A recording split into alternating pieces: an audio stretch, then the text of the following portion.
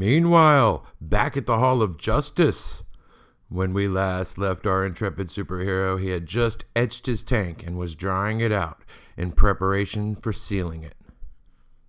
I know it's been a while and people change everything about themselves.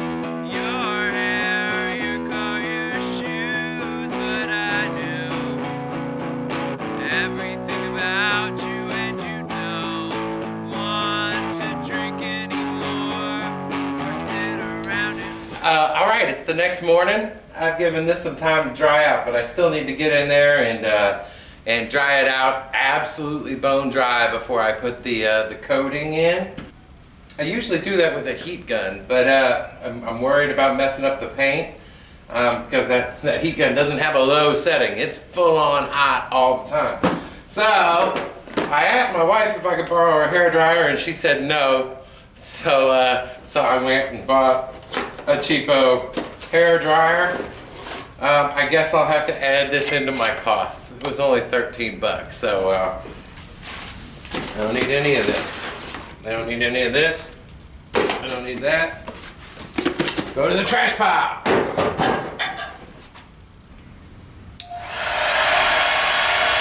There it is.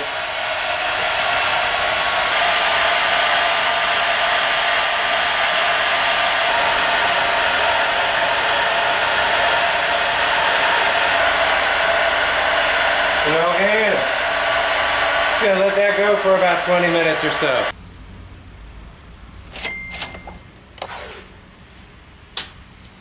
As I said in the last episode, I'm taping up everything that can get exposed to that Pour 15 because that is some nasty stuff and I don't want to mess up the paint.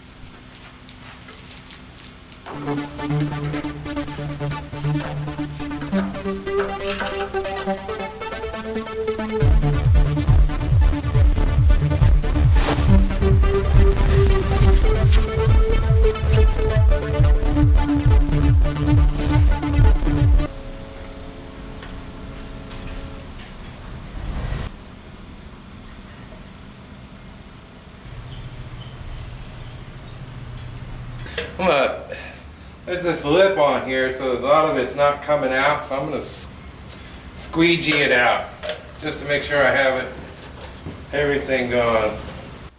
I've used a couple different ones of these tank sealers, and I gotta say the Pour 15 is by far the best. I couldn't get a good shot of the inside of this tank, but let me tell you what, it looked brand spanking new. I can't believe it was the old rusty thing that it was.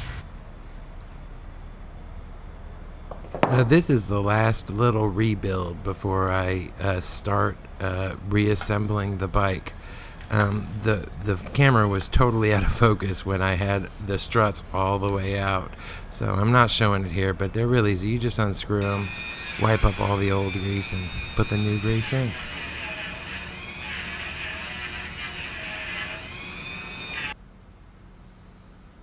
And now, finally, the reassembly.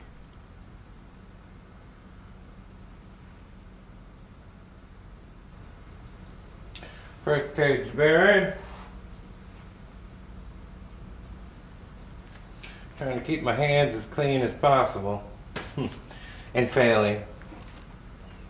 Just a touch more grease on there.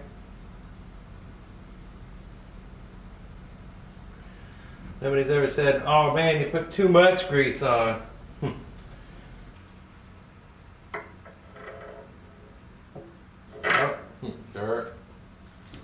Dirt.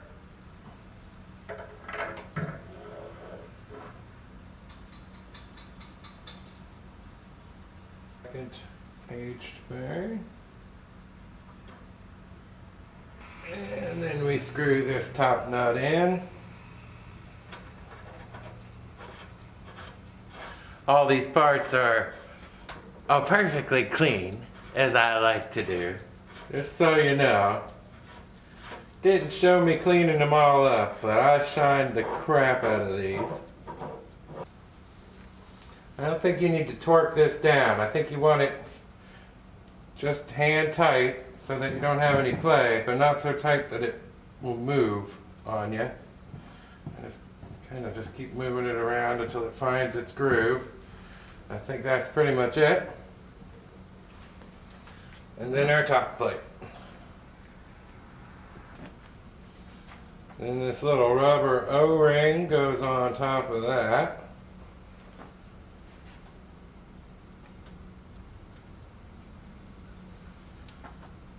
And then our top nut.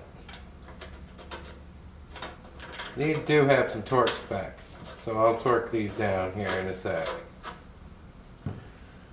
And these two guys as well, which also have some torque settings. Let me put those in. 30 foot-pounds on that big boy. That's a solid.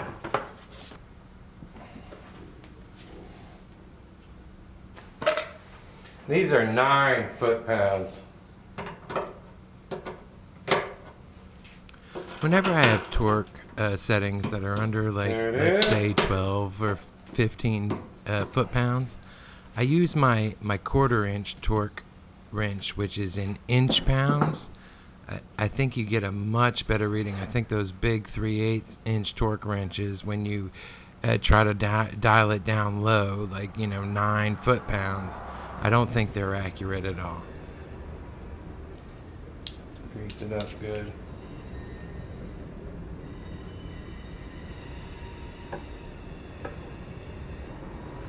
Big washer, a little spring washer.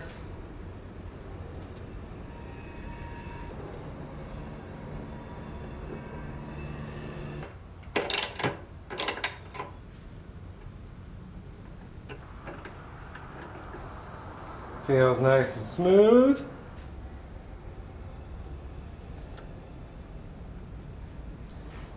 I have no idea what this little plastic thing is for, but I put it on. This moped, more than any other moped, the manual is awesome. It's got these exploded drawings in it, and it really shows you how to put things together with real detailed drawings. I can't emphasize enough, if you are disassembling a Puch Maxi, get the manual.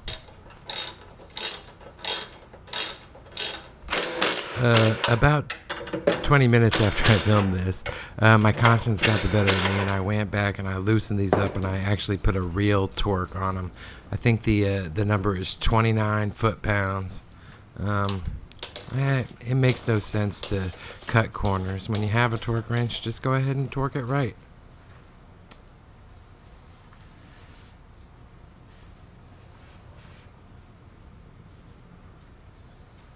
Unlike most of my builds, I'm actually using the original electrics for this bike. I mean, I'm planning on rewiring a little bit, but the looms and connections are pretty much going to stay the same. So I'm cleaning these up and making them look pretty. I also take a multimeter and just test each wire to make sure there's no issues from the front to the back. I think it's time to put the engine in. I think I want to put this kickstand on first. Putting the center stand on is straightforward. The most difficult part is the spring, and I've shown you a little hack for using a zip tie to pull that spring up, so shouldn't be a problem. Damn, I was on a roll this afternoon. And then work called. Anyway, I'm back now. Put the kids to bed. I've got a couple of hours. I'm gonna see how much I can get done. I got a plan for putting the engine on. I'm gonna just lift it up and set it down on top, and then I've got the bolts here cleaned and ready to go. So hopefully it works. We're about to find out. Yeah, look at this stool. An engine on it, no problem at all. Look, it's solid as a rock. I sit on it and it throws me on my ass. I don't understand. I don't understand the physics behind it.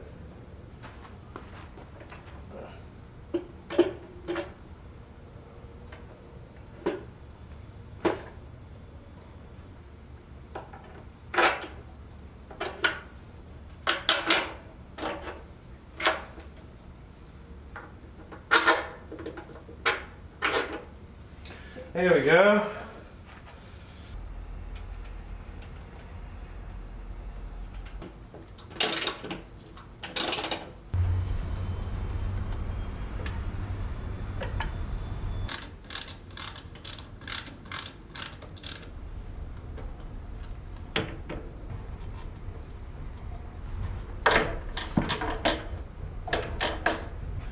Okay, this is where having two people would be nice. This really should not be this hard. Just sometimes things don't agree with you. Come on, baby. Get in there. Oh, you piece of shit. There it is, finally. Holy crap.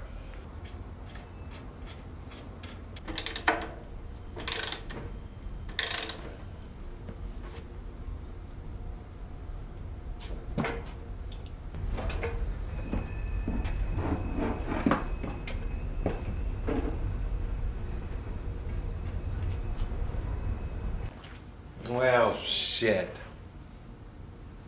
Look what I forgot. A freaking stupid thing. It goes on right there. And I take the wheel back off to get it on.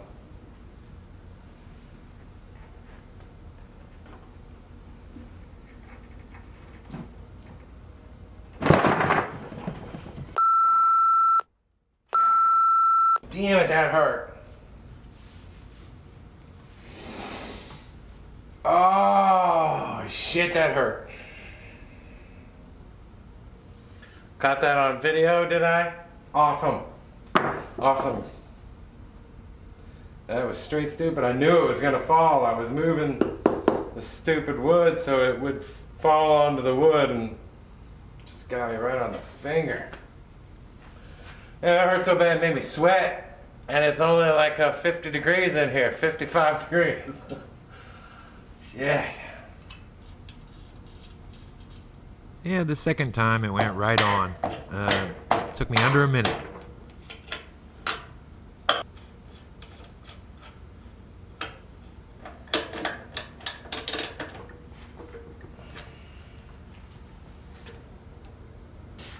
Beautiful. Alright, let's put this thing back up and not drop it on me.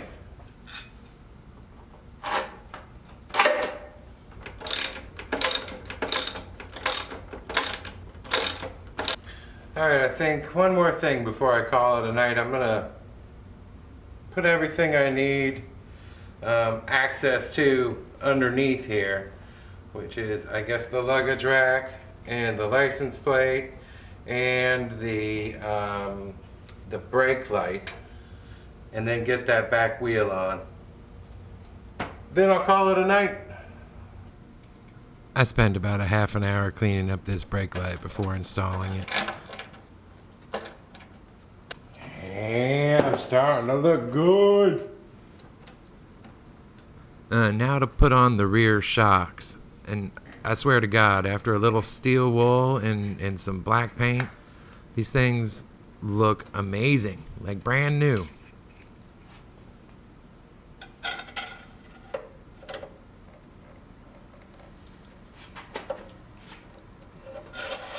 I can't tell if this is tedious or not. Like I'm trying to take the time to show every step and really focus on the process. You know, with the last builds, all of this stuff would have been done in fast forward with some music playing, and I can't tell whether this is terribly boring or informative.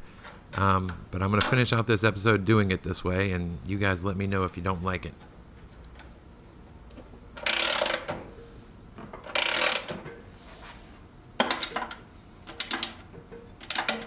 Alright, that's it. It's midnight. It's time to go home.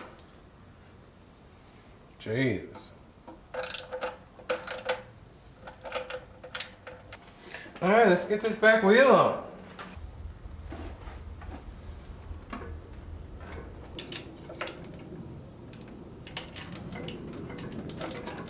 I don't have it fully in there yet. I just got it so it's not gonna fall out.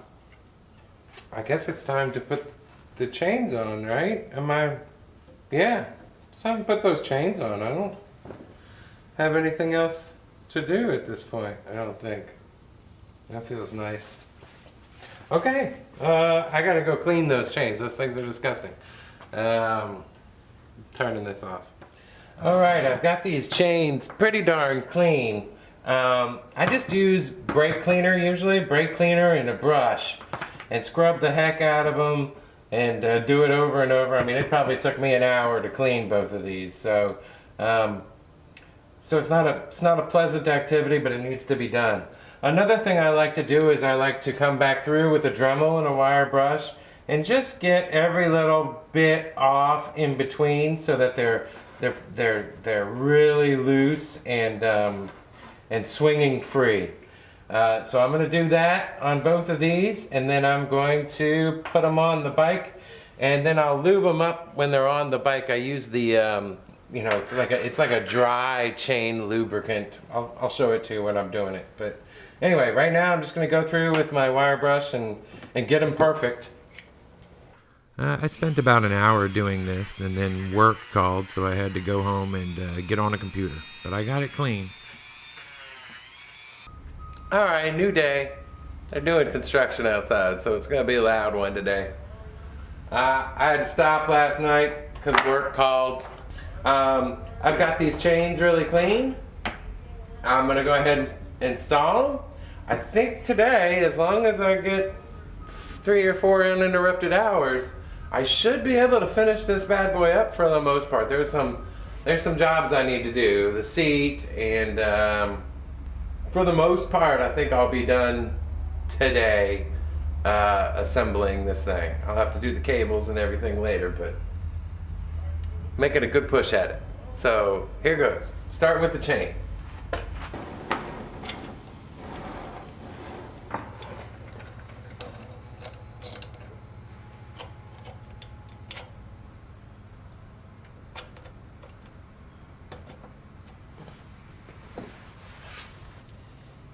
All right, let's think about. So these things, these little links that you put on, that the master link, you want to make sure that the open end is towards the back of the direction of the chain. So since this chain's going to be rolling this way, I want to make sure I put it on so the back is that way. This chain really went on as quick as you're seeing it. That is not usually the case. These things like to fight you, but this one went right on. There we have it.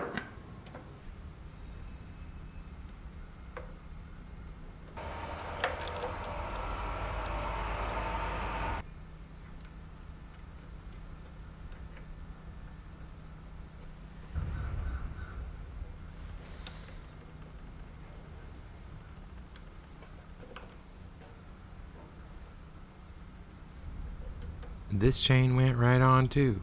The moped gods were smiling upon me.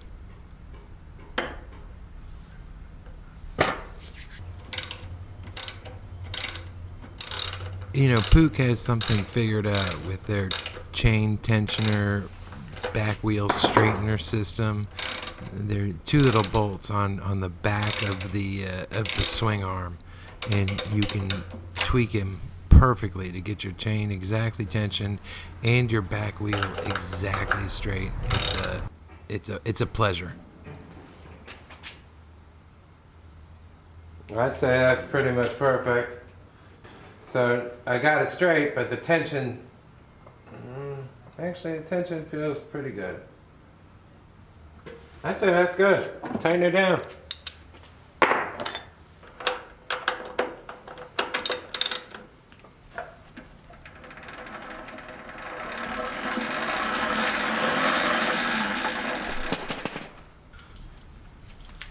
So yeah, this is what I use. It's like this. It's like dry lubricant. I mean, it's got a little bit of wet in it, but.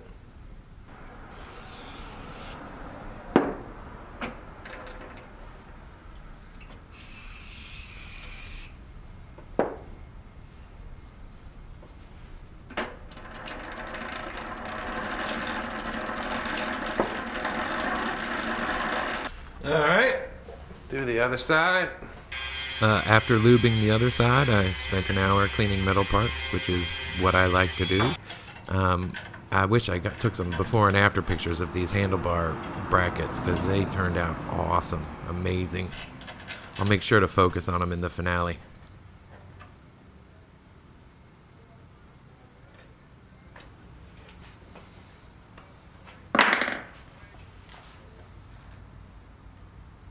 She's looking pretty good, but she needs something. Something like this. I've got to shorten this up the same way I did on the Moby before, to kind of slam this seat. I'm going to try to do the same thing with this guy, but you gotta admit that looks pretty freaking sweet. Oh, I love it. So yeah, let me modify this seat a bit to slam it down. I'm just gonna cut this back bracket and shorten it up quite a bit. All right, I got this thing all taped off so I don't mess it up while I'm cutting it. I want it to keep looking pretty. Basically, I'm leaving this as is because they're gonna slide down as far as I want. But this bracket is too tall, so I've got to cut.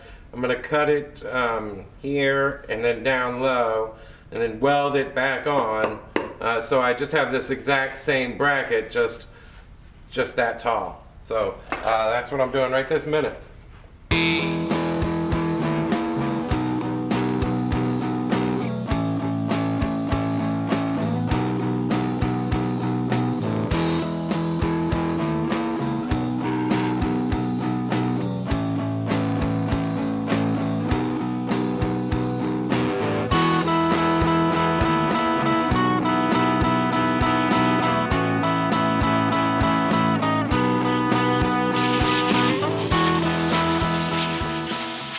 Here's how this is gonna work.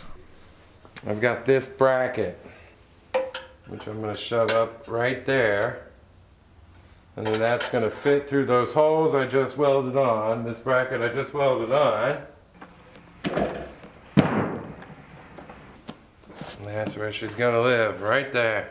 Yes, I lose the luggage rack. I knew that going in.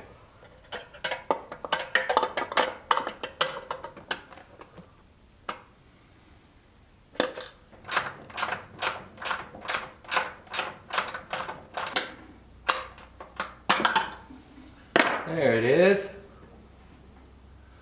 Perfectly straight. Solid as a rock, baby. Let's just step back for a sec, shall we? Oh, she's coming together all right.